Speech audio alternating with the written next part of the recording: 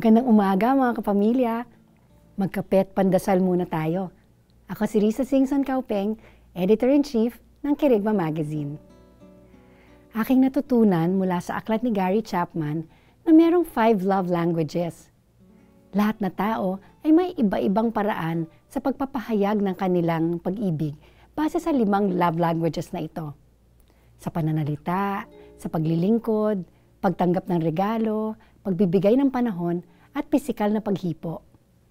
Kapag daw ang pangunahing love language mo ay mga matatamis na pananalita at ikaw ay pinaglingkuran ng iyong mahal sa buhay, hindi mo agad mauunawaan na pinapakita pala niya sa iyo ang pagmamahal niya kapag hindi siya masyadong vocal sa pag-ibig niya para sa iyo.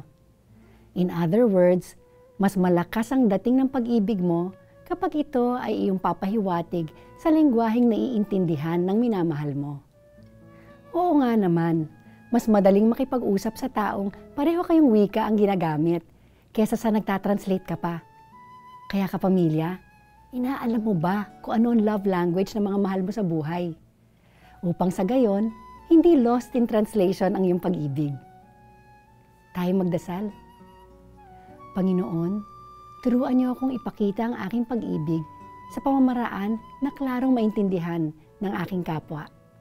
Amen.